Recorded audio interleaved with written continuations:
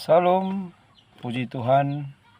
Tuhan begitu baik, begitu dahsyat dalam kehidupan kita. Saudaraku, pada saat pagi hari ini sebelum melakukan aktivitas, saya teringat dengan kebenaran firman Tuhan, satu kejadian di dalam Alkitab, bahwa di mana Daud mengingini istri Uria, yaitu Batseba. Saudara yang terkasih di dalam nama Tuhan, banyak sekali kesalahan yang dilakukan Daud di situ, saudaraku. Ketika Daud mengingini istri Uria, Batseba, bahwa Daud melakukan hal-hal yang licik. Daud melakukan hal-hal yang salah di mata Tuhan.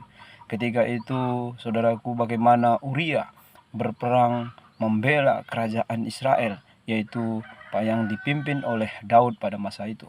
Daud itu adalah orang yang berkuasa. Daud itu adalah orang nomor satu di kerajaan Israel pada saat itu. Tetapi saudaraku yang terkasih di dalam nama Tuhan, jika kita lihat bagaimana kesetiaan daripada Uria, yaitu yang kita lihat di dalam 2 Samuel pasal yang ke-11, saudaraku, ayat yang ke-11, bagaimana bagaimana Uria setia kepada Daud, membela kerajaan Daud. Ya, saudaraku yang terkasih dalam Tuhan, tetapi ketika nafsu, ketika mata Daud itu melihat kecantikan daripada Batseba, maka saudaraku, kesetiaan seseorang, kebaikan seseorang, dia lupa, saudaraku, akhirnya untuk mengingini istri daripada Uria, yaitu dia melakukan hal yang licik. Dia menyuruh Uria berperang di medan pertempuran yang sangat dahsyat. Dan saudaraku, yang paling luar biasa bahwa akal daripada Daud untuk melakukan itu, yaitu dia menyuruh Yoab untuk menyuruh Uria berperang di barisan yang paling terdepan. Saudaraku, kita tahu barisan yang paling terdepan tentunya yaitu peperangan yang paling dahsyat di sana. Saudaraku, akhirnya Uria mati di medan pertempuran. Akhirnya Uria, saudaraku, mati. Dan rencana Daud untuk memiliki Batseba itu sudah berjalan dengan baik. Singkat cerita, dia memiliki Batseba dan mengambil Batseba sebagai istrinya. Saudara yang terkasih di dalam nama Tuhan Yesus Kristus, hal yang licik dilakukan Daud, tetapi Tuhan tidak tinggal diam. Tuhan menegur Daud melalui hambanya, yaitu Nabi Nathan. Saudara, Daud ditegur. Daud didatangi oleh Nabi Nathan membuat satu perumpamaan, bahwa di mana perumpamaan itu, yaitu seorang kaya dan seorang miskin. Seorang miskin memiliki kambing yang tidak seberapa, yaitu memiliki kambing hanya 1 ekor saja. Tetapi orang kaya itu memiliki kambing domba yang begitu banyak. Tetapi ketika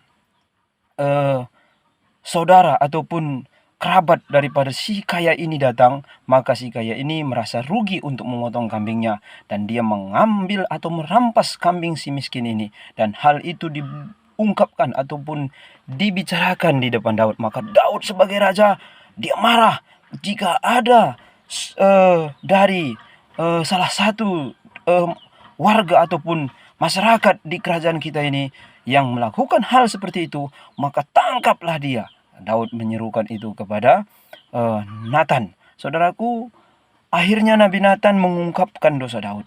Dia mengatakan bahwa engkau sendiri yang melakukan itu, raja. Saudara, pelajaran apa yang kita lihat dari sini? Bahwa kita lihat bagaimana Daud ketika mendengar hal itu, maka Daud menangis, dia mengoyakkan jubahnya, dia berkabung. Saudara, ada pembelajaran yang kita peroleh dari sini, yaitu pelajaran yang kita peroleh. Kita lihat bagaimana Daud, saudaraku, menyesali perbuatannya. Dia menyesal. Saudara, mari kita lihat firman Tuhan. Apa dosa yang tidak bisa diampuni oleh Tuhan? Semua dosa bisa diampuni oleh Tuhan, terkecuali hanya satu yang tidak bisa diampuni. Apa itu? Yaitu dosa yang tidak diakui di hadapan Allah. Yaitu firman Tuhan mengatakan di dalam 1 Yohanes 1 ayat yang ke-9 berkata bahwa jika kamu mengaku dosamu, maka ia setia dan adil. Ia akan menyucikan kamu dari segala pelanggaran kamu. Firman Tuhan berkata demikian. Berarti semua dosa dapat diampuni oleh Tuhan, terkecuali dosa yang tidak diakui di hadapan Allah. Saudara yang terkasih di dalam nama Tuhan Yesus Kristus, kita lihat bagaimana rencana-rencana Daud untuk membunuh Uria. Kita lihat untuk menyingkirkan Uria itu begitu gampang bagi Daud. Karena dia adalah orang yang berkuasa dan orang yang nomor satu pada saat itu. Tetapi saudaraku yang terkasih dalam nama Tuhan, Daud tidak tinggal diam di dalam dosanya.